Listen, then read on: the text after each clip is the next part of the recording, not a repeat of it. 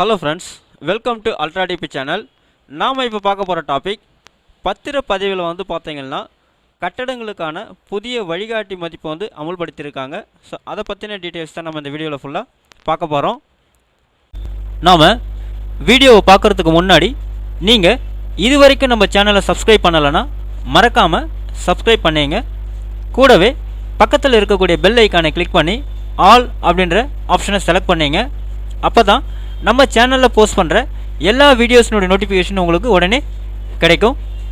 வீடியோவை ஸ்கிப் பண்ணாமல் முழுசாக பாருங்கள். வாங்க நம்ம வீடியோவை பார்க்கலாம். அதாவது வீடு விற்பனைக்கான பத்திரப்பதிவின் போது கடைபிடிக்க வேண்டிய கட்டடங்களுக்கான புதிய வழிகாட்டி மதிப்பு பார்த்தீங்கன்னாக்கா அமலுக்கு வந்துள்ளன அப்படின்னு சொல்லியிருக்காங்க.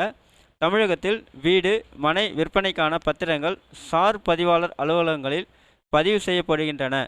அதில் நிலத்துக்கான மதிப்பு பதிவுத்துறை இணையதளத்தில் உள்ள வழிகாட்டி மதிப்பு அடிப்படையில் இருக்க வேண்டும் அப்படின்னு சொல்லியிருக்காங்க.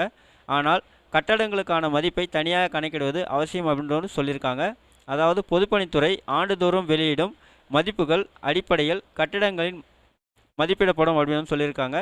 இந்த வகையில் 2024-25 ஆண்டுக்கான கட்டடங்களுக்கான மதிப்பு விவரங்களை பொதுப்பணித்துறை வெளியிட்டிருக்கதா சொல்லியிருக்காங்க.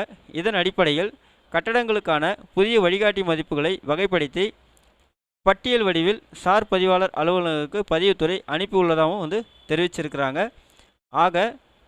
ஆகஸ்ட் 16 முதல் இந்த மதிப்புகள் அடிப்படையில் பத்திரங்கள் இருக்க வேண்டும் அப்படின்னு பதிவுத்துறைக்கு பார்த்திங்கன்னா உத்தரவிட்டிருக்கதா சொல்லியிருக்காங்க. அப்போ பார்த்திங்கன்னா இந்த புதிய வழிகாட்டி மதிப்பு பார்த்திங்கன்னா ஆகஸ்ட் 16 அமலுக்கு வரதா சொல்லியிருக்காங்க. அதன் அடிப்படையில் தான் பத்திரப்பதிவு இருக்கணும் அப்படின்னு சொல்லியிருக்காங்க. அதன்படி பார்த்திங்கன்னா பேரூராட்சி ஊராட்சி பகுதியில் பார்த்திங்கன்னா அடுக்குமாடு குடியிருப்புகளில் தரைதளத்துக்கு பார்த்திங்கனாக்கா 10.7 சதுரடிக்கு 11,515 ரூபாய் அப்படின்னு வரையறை செஞ்சுருக்காங்க. அதேமாதிரி முதல் தளத்துக்கு பார்த்திங்கனாக்கா 10,535 ரூபாய் அப்படின்னு சொல்லியிருக்காங்க. இரண்டாம் தளத்துக்கு 10,695 ரூபாய் அப்படின்னு சொல்லியிருக்காங்க. மூன்றாவது தளத்துக்கு பார்த்திங்கன்னா 10,870 ரூபாய் நிர்ணயம் செஞ்சுருக்கதா சொல்லியிருக்கிறாங்க. இதுவே பார்த்திங்கன்னா மாநகராட்சி நகராட்சி பகுதிகள் அப்படின்னு பார்த்திங்கன்னா 10.7 சதுர அடி தரைத்தளத்தில் பார்த்திங்கனாக்கா 12,667 ரூபாய் அப்படின்னு நிர்ணயம் செய்திருக்கிறாங்க. அதேமாதிரி முதல் தளம் அப்படின்னு ஃபஸ்ட் ஃப்ளோருக்கு 11,589 ரூபாய் அப்படின்னும், இரண்டாம் தளத்துக்கு பார்த்திங்கனாக்கா செகண்ட் ஃப்ளோருக்கு 11,765 ரூபாய் அப்படின்னும், மூன்றாவது தளம் தேர்ட் ஃப்ளோருக்கு பார்த்திங்கன்னா 11,957 ரூபாய் அப்படின்னு பார்த்திங்கனாக்கா கட்டணம் நிர்ணயம் செய்யப்படல அப்படின்னு சொல்லியிருக்காங்க. அடுக்குமாடி குடியிருப்புகளில் ஒவ்வொரு கூடுதல் தளத்துக்கும் பார்த்திங்கன்னா 10.7 சதுர அடிக்கு 163.30 ரூபாய் என்ற அடிப்படையில் மதிப்பு உயரும் அப்படின்னு சொல்லியிருக்காங்க. அதே போன்று கட்டுமான பொருட்கள் அடிப்படையில் கட்டுமானங்களுக்கான பல்வேறு நிலை மதிப்புகளையும் பார்த்திங்கன்னா பதிவுத்துறை பட்டியலிட்டுள்ளது அப்படின்னு தெரிவிச்சிருக்காங்க. ஸோ இந்த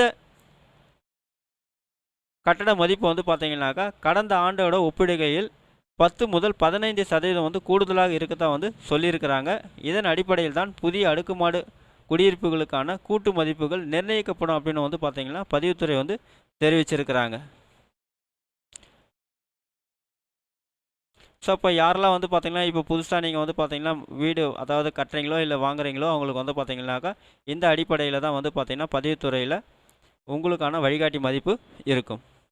இந்த வீடியோ உங்களுக்கு பிடிச்சிருந்தா லைக் பண்ணுங்கள். அது மட்டும் இல்லை, இந்த வீடியோவை நிறைய பேருக்கு ஷேர் பண்ணுங்கள், கமெண்ட் பண்ணுங்கள். மறக்காமல் நம்ம சேனலை சப்ஸ்கிரைப் பண்ணிங்க.